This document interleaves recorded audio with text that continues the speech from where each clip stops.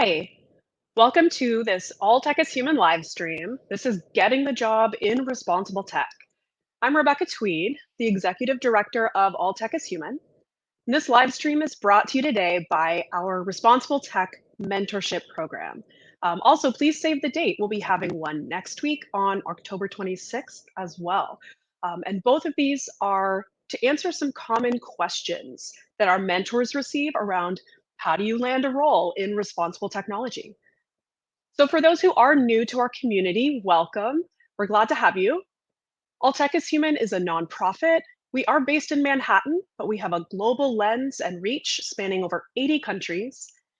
The org was founded by David Ryan Polgar in 2018, and we are committed to building and strengthening the responsible technology ecosystem so that we can better tackle thorny tech and society issues and co-create a tech future that is aligned with the public interest. So we try to accomplish this through three key work streams. So the first, we have multi-stakeholder convenings and community building. Last year in 2022, we hosted 12 in-person events, and we are on track this year to nearly double that with monthly mixers for 200 people at BetaWorks, which is in the meatpacking district of Manhattan, as well as additional summits and events around New York, and events in a few key hubs around the globe, like DC, San Francisco, and London. So we also build community through our many virtual live streams like this one. So go ahead and say hi in the comments. Let us know where you're from. And of course, we also have our Slack community. We have almost 7,000 people from over 80 countries. So if you have not yet joined, please do so. So our second work stream is multidisciplinary education. We convene open working groups of a couple hundred people that we gather from around the globe to collaborate on reports on responsible tech issues. So we've touched on tech and democracy, AI and human rights, improving social media, the business case for AI ethics, and others. And of course, we have our flagship resource, the Responsible Tech Guide, which we revise every September. And we just released our 2023 version on September 14th during Responsible Tech Week NYC, along with our Responsible Tech Summit at SVA Theater, which we hosted in partnership with the Canadian Consulate of New York. And we convene these open working groups in order to share knowledge, yes, but also because we're trying to open up accessible pathways to people who have historically been excluded from these types of spaces and to encourage networking between different groups of people. And we have quite a few success stories of people who have gotten job opportunities from relationships that they've developed through these open working groups. And our third work stream is diversifying the traditional tech pipeline and building out this responsible tech talent pipeline. So to that end, we have a responsible tech job board, a responsible tech talent pool and matchmaking service, in addition to a social impact matchmaking platform called Techalo. And with Techalo, we connect technologists with meaningful roles in the nonprofit and government sectors, working on social impact causes that people care about. We also have a Responsible Tech University Network. We have hosted Responsible Tech Career Fairs. And of course, we have our Responsible Tech Mentorship Program, which is what brought us here today. We are now in our fourth cohort. We have had over 1,000 people go through the program, and we are thrilled that today we're having this live stream for the Responsible Tech Mentorship Program. So right now I want to bring on Sarah Welsh. Sarah's our program manager leading the mentorship program, and she'll be facilitating today's discussion with some of our incredible mentors. So hi, Sarah. I'm just going to hop off screen and let you introduce yourself and the mentors and take it away. Great. Thank you. Thanks, Rebecca. So hi, I'm Sarah. I run the mentorship program here at All Tech is Human. Just really quickly, the goal of our program is to build the responsible tech pipeline by facilitating connections and career development among students, career changers, and practitioners. So this is an annual program that connects responsible tech practitioners with people who are interested in trust and safety, ethical AI, tech policy, tech and democracy, and the list goes on and on. We have a lot of people in different sectors within this field in our program. And you can find more information about it under the programs tab on our website. So today I'll be talking with just 3 of our 100 or so mentors. It's a very big program this year, about their best advice for getting the job. And, it's a really interesting time to be looking for work in this space, to say the least. So we thought it would be good to talk to people who have some experience navigating it. So today we have AI ethicist and researcher Ruiz McPherson, trust and safety advisor Ozkan, and learning experience designer and public interest technologist Anna Butuzova. Thank you all so much for being here and for donating your time to the program, working with our mentees, and we really appreciate you. So I have about 4 questions. We'll see what we can get to in that time. And these were all sent to me by current mentees. So it's like, they kind of voted on questions, and these were some of the most popular. So the first one that I want to touch on is networking is clearly, a big factor in finding work in this space and everywhere else. It seems especially important right now. And I was curious just to pose to you all, what has worked best for you when it comes to networking and making connections, especially when a lot of the networking these days is so virtual? Anybody want to take a stab at it first?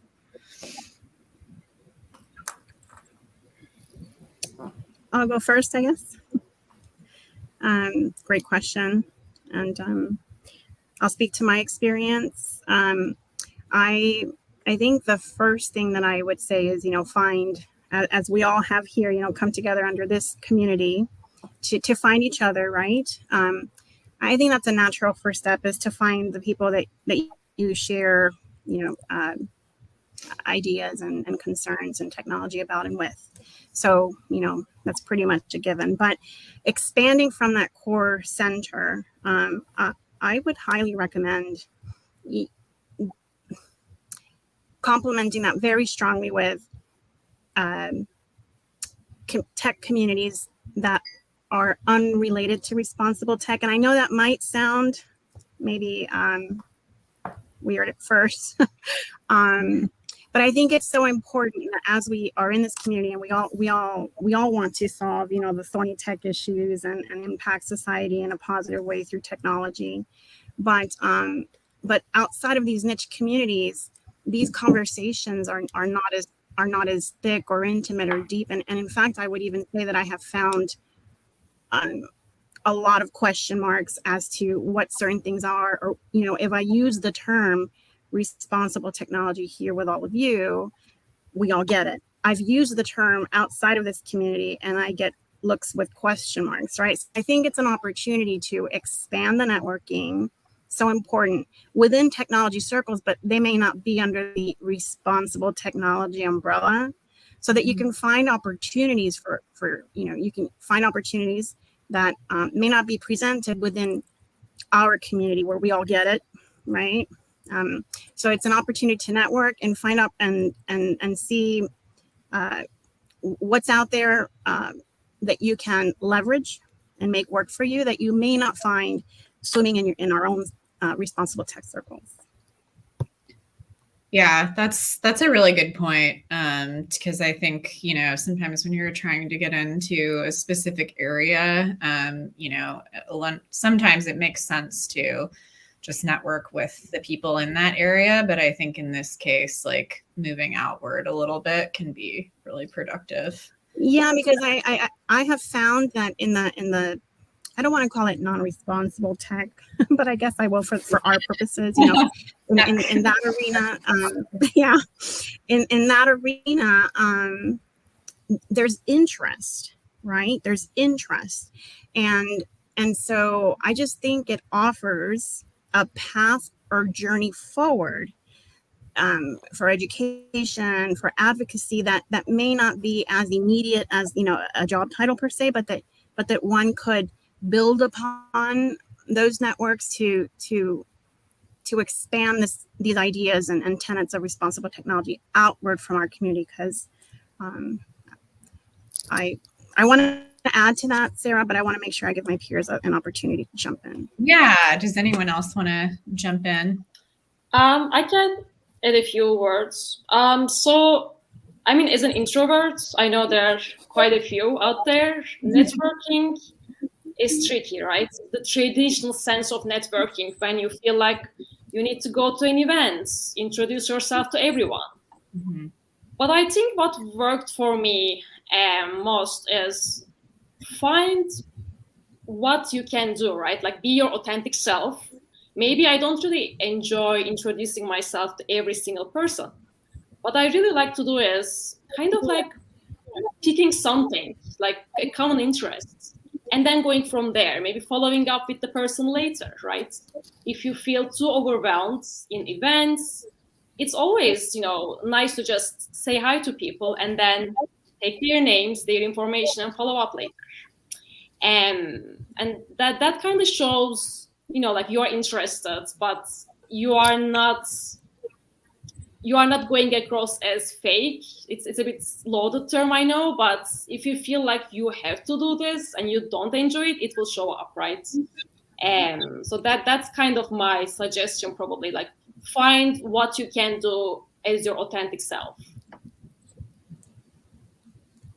Great suggestions, everybody. I think I maybe in my head, I sort of divide networking in groups. So one big group for me is, volunteering. So if you're volunteering with an organization, you get sort of out there with the community, whether it's in person or virtual. So sort of think about it as you're investing your time in something and you're going to get some return, whether it's a friend that you will meet during this volunteering, or as just an opportunity to explore your own interests. Mm-hmm. Then another thing I really like is newsletters. So when somebody sends me, let's say, a report and says, All Tech is Human has just published a report on responsible technology. So what do?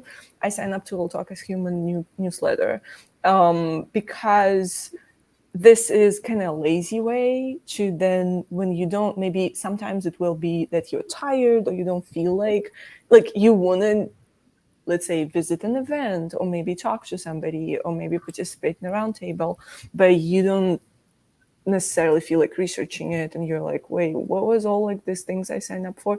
So I think it maybe for some people like a separate label or a separate email altogether works well, so that information kind of comes to you. So when you do see these things kind of randomly, like let's say on LinkedIn, something caught your attention, or maybe you went to a lecture by your local university and you'd like to stay in touch, just sign up to the newsletter, because it's just a lazy way to do it.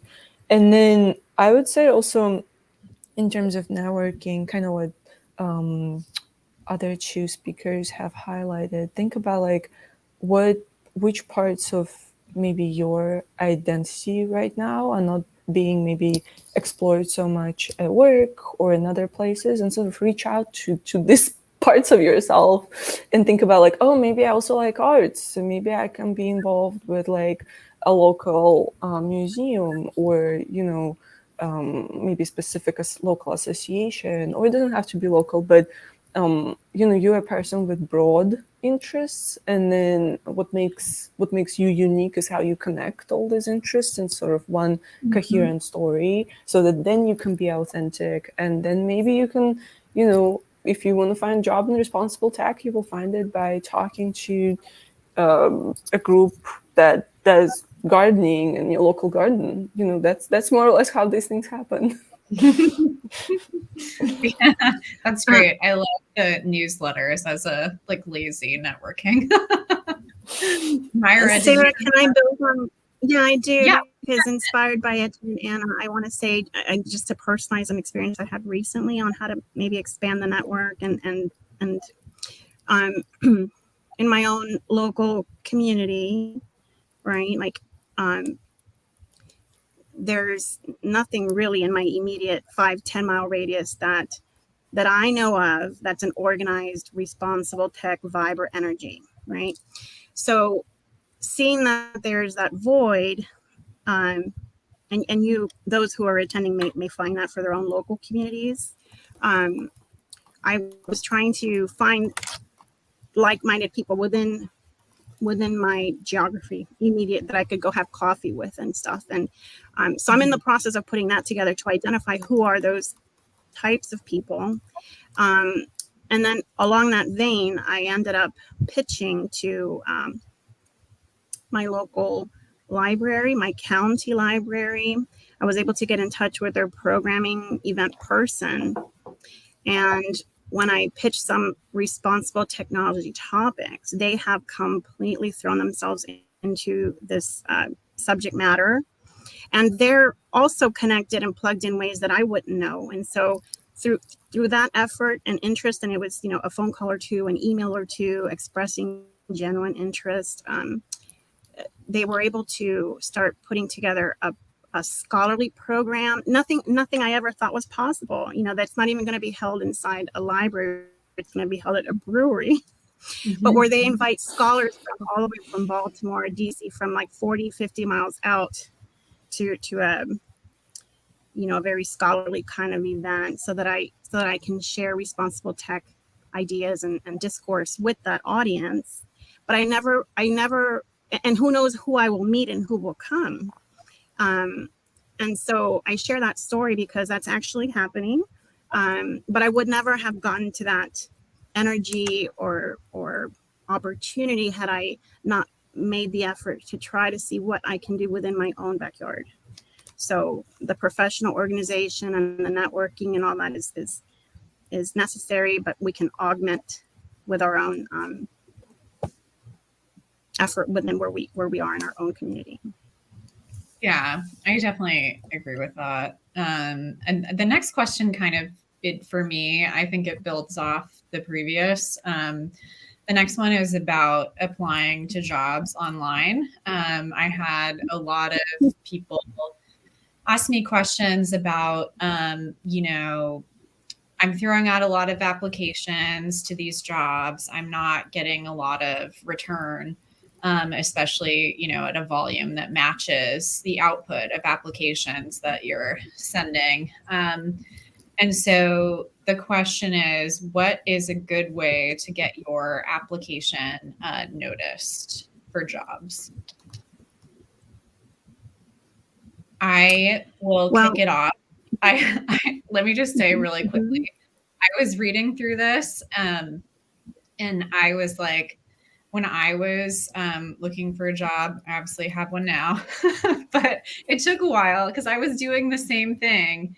And I eventually just stopped applying to jobs that way. And I kind of realized that I needed to know someone at the company or have some connection or be able to message somebody who had posted the job. Because I think especially in this area, a lot of our career trajectories don't look super linear and need a little bit of interpretation. And so that is something that I always recommend to people if they're not getting any returns on, the hundreds of applications they're sending out. And I don't know if anybody has anything to add to that. I had come across a CNBC article in the last 3 weeks that said, those headlines that say, this is the number one thing that recruiters say that applicants should do immediately if they're in job search mode. Of course, I wanted to know what that was. And the answer was, based on what you just said, Sarah, is that, for every job, you can imagine there's anywhere from 100 to 300 plus applicants, right? And so it was identified in this article that the number one mistake that all applicants make is not following up from their, to the hiring manager or the department head or whomever inside, a human person, because you have to imagine the tsunami of technology between the moment you submit that application to the humans at the other end, right? Like, and more that becomes more AI enabled between us and the prospective job and the human resource person or hiring manager. And so there's, I think, two parts to that question, in my view, right? You have to, what do you do to get through the myriad of the machine AI stuff to get to the human? And then, of course, what happens if you do get the call that you made it, through all the machinery? And so I think it might be good to think about it that way. And unfortunately, it implies a lot more effort and work per job application. So that's a challenging factor, but I don't know that it's one that we can entirely get away from.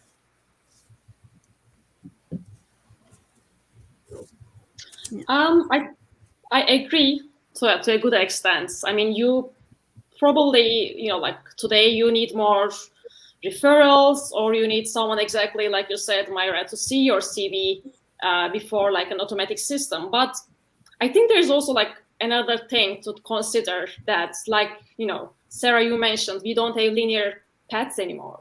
And that's why I feel like, and I did this to myself as well, right? You might be applying to too many different tracks, program management, stakeholder engagement. I don't know, there's maybe something else, right?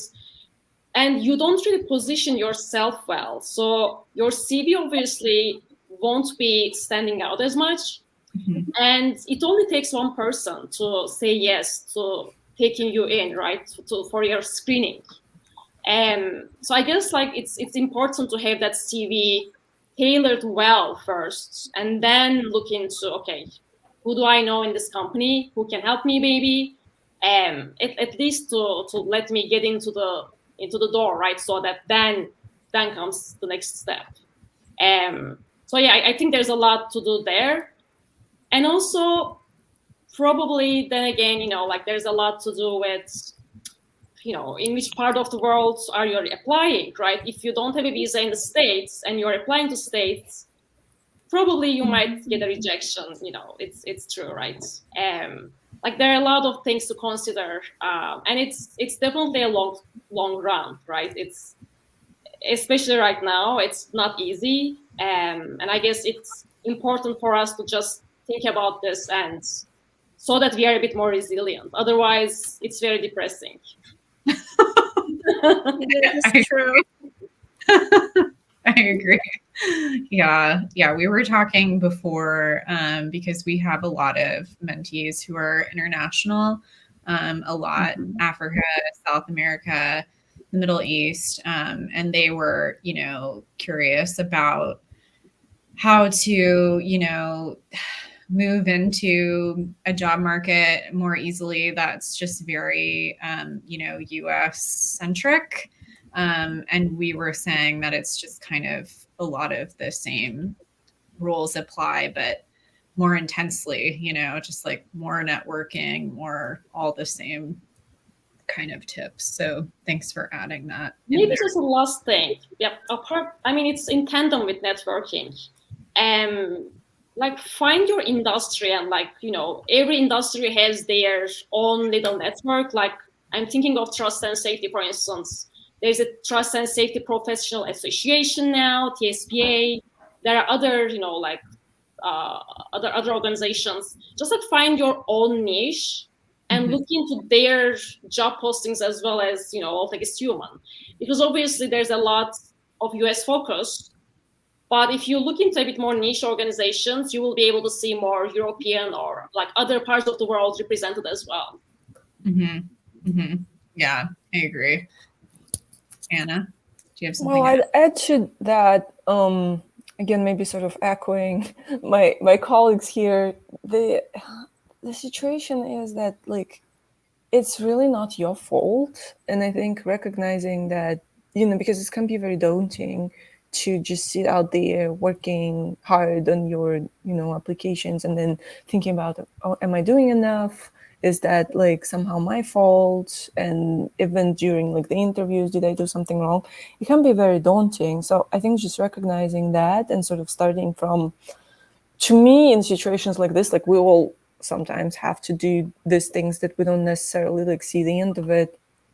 one example is immigration. Like it just never stops, and you always have to sort of worry about it, deal with it. Nobody likes it. So just recognizing that you're dealing with the very unstable market. A lot of folks have been laid off. There's sort of a lot of just confusion in terms of budgets, things. So it's not your fault. And then following that thought, kind of thinking, okay, what can I do in this situation of extreme uncertainty? Because I don't know if I'm gonna find like a job tomorrow, and you may have like a pressing need to find a job financially or otherwise. So maybe trying to think about like what can I do in my specific situation? And there is like, if you start sort of thinking about it this way, then there could be a variety of resources that you can reach out to. Maybe not necessarily about job search, but maybe it is about like sort of transitional solution to address your financial situation, or maybe it's actually some sort of psychological self-help in trying to keep maybe it's motivation more for you right now. Like it's not, the problem is not that you don't have a job, but it is more that you really find it hard to motivate yourself to even apply.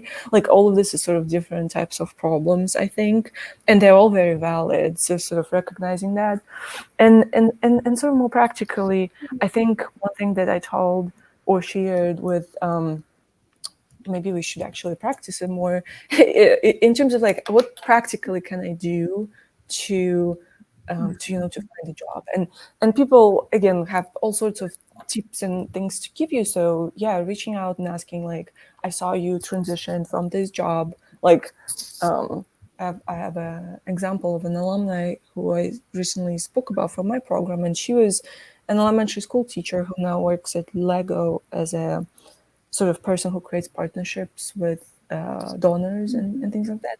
And I was just like curious also for folks like with whom I talk to, like how did she do it? So reaching out, maybe not from a position of help me find a job, but help me understand how did you tell your story during the interview that your experience as an elementary school teacher can be valid and applicable for this partnership role. And one technique is, I don't know if folks are familiar with it, is this SOAR story. Mm-hmm. So the way you do it is you would sort of start with a situation. So you were asked to, I don't know, write a review, to talk to a customer, to resolve a data analytics problem. And you speak maybe a couple of sentences you say about what it is. Then you sort of talk about obstacle. And this sounds like maybe a journalistic technique, but it actually helps you like talk about your achievements. Because I think a lot of job search is about sort of how do you frame, how do you tell your story, and how do you talk about your achievements? Because sort of what psychologically happens is that people use your achievements to sort of have it as a proxy for how you would deal with uncertainty, how you would deal with ambiguity, because a lot of jobs right now, one way or another, would have to deal with uncertainty and ambiguity. So yeah, going back to SOAR, then you sort of talk about obstacles you encountered, and there was this happened, and we ran out of money, we didn't have time to finish this, technology was not there, and then you kind of talk about it, and then you sort of finish up by actions and results. So this is the end of SOAR. So AR, so actions you took, and then you can say like, I just scheduled a training session, I sort of breathed in, breathed out, and decided to sign up to All Tech Human newsletter. I mean, I don't know, whatever it is, but like this is how you tell your story. And then results, sometimes it's hard to sort of say concrete things, like some people say like, oh, that was like 250 people and the sales increased by 41%. Like sometimes in some jobs it's really hard to do that, but still think about like, was there increased, like what was there an increase in something? Was there an increase in something that's hard to measure, like customer satisfaction? Did you receive some reviews from your emails from your boss, like highlighting some aspects? And so so I would say there are some practical things, and then there are also some big picture sort of questions related to job search that I think we would all benefit of thinking about, even though we have jobs, but like thinking about like, what do I need right now, and sort of normalizing that it's a big change when you're in between jobs. If you're looking for a job, it can be very hard on you. It is, yeah. And I think that advice fits in really nicely too with what Jay was saying about narrowing your focus. Because I think often when you are sending out a ton of applications to all different kinds of jobs, it doesn't really allow you to hone your story that you need to tell in an interview. Like even the sort of tell me about yourself, like is going to change constantly if you're just applying to like tons of different things. And so I think like it almost feels counterintuitive, but I think it is really productive to narrow your focus in that way. I think that, go ahead. I was just like wanted to add that on the All Tech is Human website, the job board, if you scroll below the job board, there's like 50 examples of like job titles that are popular within a certain, what is it, 6 or 12 month window? Sarah, I'm not sure. Yeah. But in the spirit of trying to, and I love what Anna said about, the practical and I try to approach that for myself too, is what do I need now within the next like 3 to 6 months, and what's my North Star job, because they might not be the same, right? But underneath that job board on the website and those examples, I was looking at it, and right away I noticed, like that in the spirit of trying to figure out like how to narrow it down, is some jobs are commercial, right, like for profit, and some are non for profit, and I think that's right away a narrower, right, because the priorities and the way you would interpret your value and describe it on your resume for profit is a little different than for nonprofit, as opposed to just applying to so just kind of organizing your thoughts and your content and your information and the SOAR approach with the results and all that, to tailor it within those segments. And even under those segments, there's niches too. And so like with any job search, but I think specifically with responsible technology, because there's a finite number of jobs. The tech guide that was put out for the organization specifically says that this community is nascent. So when you go outside of that job board and you go to Indeed or LinkedIn or Google and you search tech advocacy or data governance or AI or whatever, with an ethics twist, the results that you're going to get are very finite and teeny compared to when you remove the ethics or governance, or when you take those adjectives out, and it's infinite, right? And so we're already kind of in a niche job search situation, but it does require a lot of pre-planning and focus and narrowing down before submitting or uploading the resume and applying. Yeah, and I think the final question we have, is sort of just a nice finisher. But if you were to start your career today in responsible tech, in your field, you can speak generally or more specific to you. What are some things you'd want to do to set yourself up for success and put yourself in a position to land an early career role?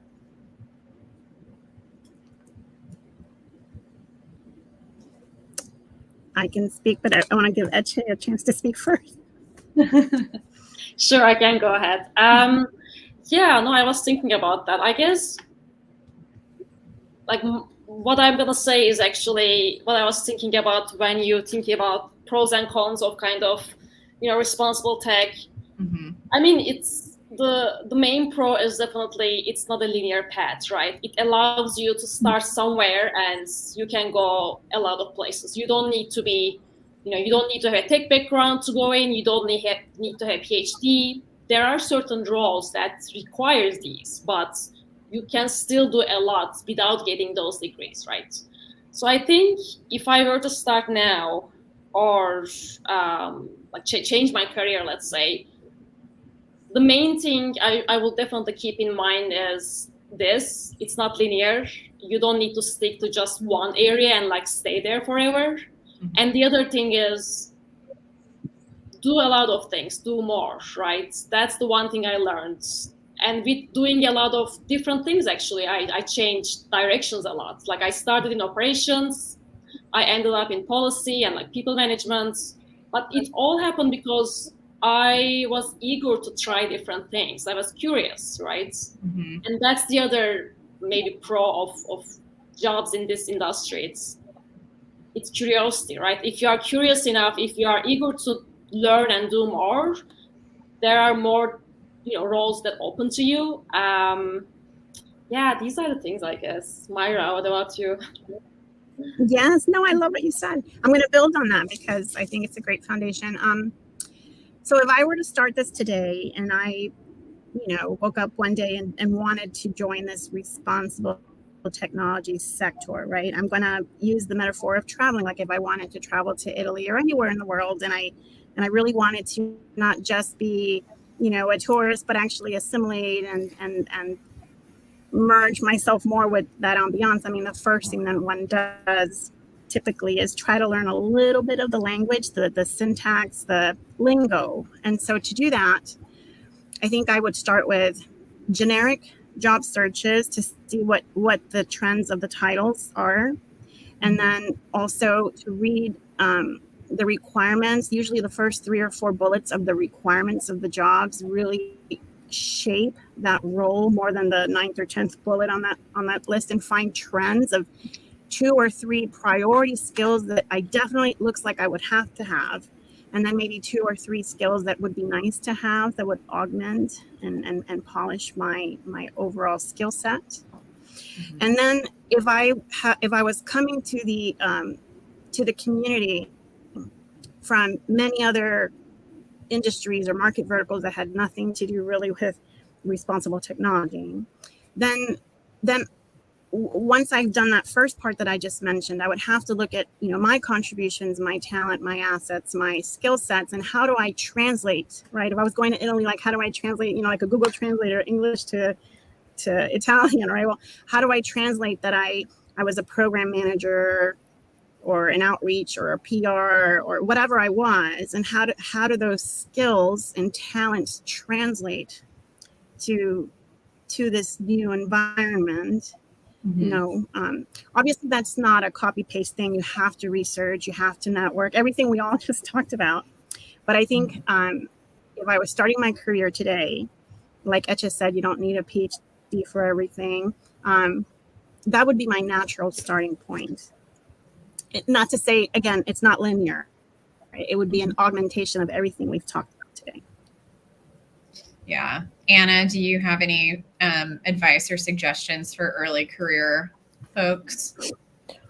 Well, all folks are different. So there's one distinct group, like generalists, and then sort of more specialized folks. So we shouldn't compare, like, let's say a doctor to somebody who works with like all sorts of robotics technologies, right? Because doctor would need to spend maybe 20 years on the education and then specialize even more and more with years, as opposed to somebody who works with like robotics technologies for a hospital, because there you need to maybe have some other things which you're specialized on, but it would not be like straightforward, especially if you look at your sort of past career. So for me, I think I was lucky to maybe be able to identify the sort of overall direction I want to go. And let's say even though I never was able to answer this question directly, like, where do you want to end up? And then like next year, what do you want to do in 5 years? Like, I think overall, just honestly, I was able throughout my life to sort of think about what are some next things that I want for myself, broadly speaking. And also just with time and age, I just realized that maybe it's not going to be in that way like I imagined.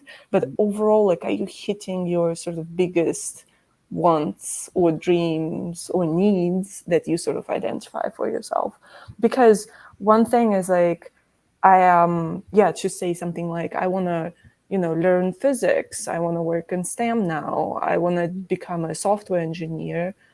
or maybe it's more about you want to try to understand like the background for some of these technologies and go into like sort of, I don't know, the work that we do here, which is maybe a little bit more applicable to the issue, and then technology is like the key cornerstone of your work, but not something like maybe you're coding yourself or things like that. So in terms of and the tools that greatly help with this is just to trying to go back to your values and sort of think about what sort of things you just value. And there are a lot of tools online, and I'm happy to, after this session, to, if you want to reach out to me, I can send you some, or if you want to reach out to your mentors, I'm sure they can recommend something.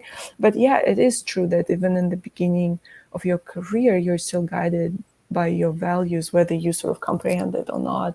So it's maybe looking back, there's not so many things I would change, but more like validate that I was on the right track. And even though I couldn't like maybe articulate it as straightforward as I could, or maybe demonstrate, with some like milestones that I'm on the right path. But now I think it was all meant to be the way it was meant to be. And you would be too, I think, even if you're at the beginning of your career right now, 10 years on, you would be, I think, pretty proud of what you achieved.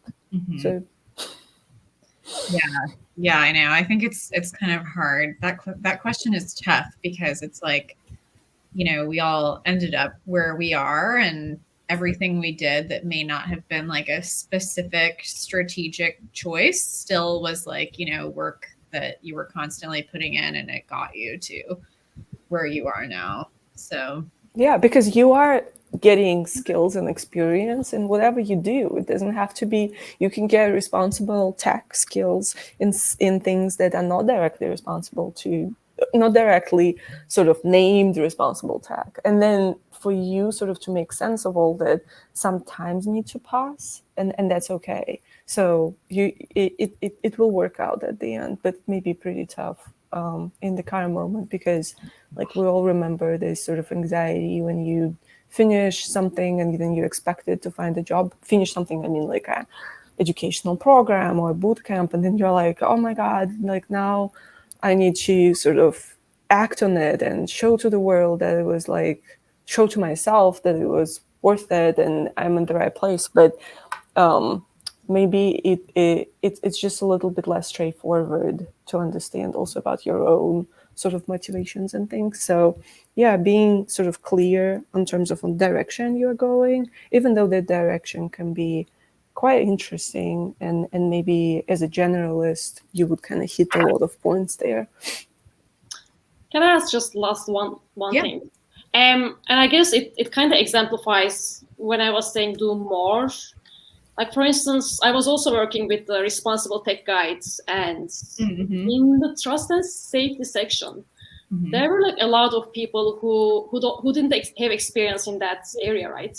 But they were really curious and they wanted to learn more. So they jumped in, they tried to help, they did a lot of things.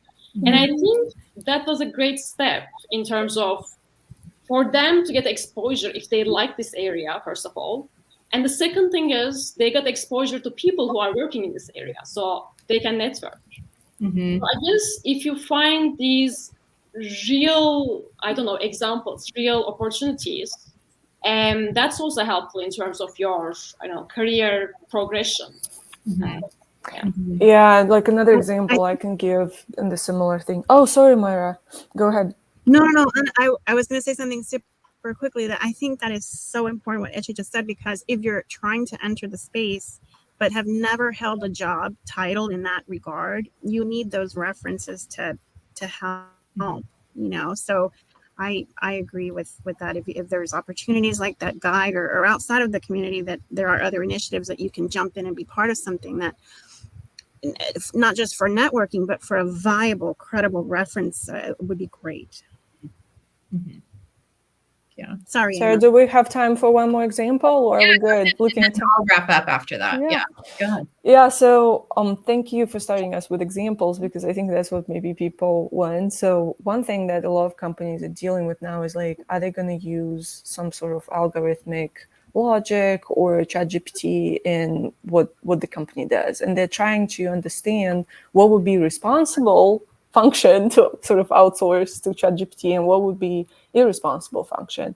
And like you would think, oh, I would need like a lot of experience with ChatGPT. I need to read like all these 20 LinkedIn posts about like people playing around with it, or maybe understand like there's sort of machine learning fundamentals. But like if you're asked to consult a company on a question like this, like what AI can do is actually like not your first question. Your first question is like, can you understand the business of this company? Can you understand things they care about?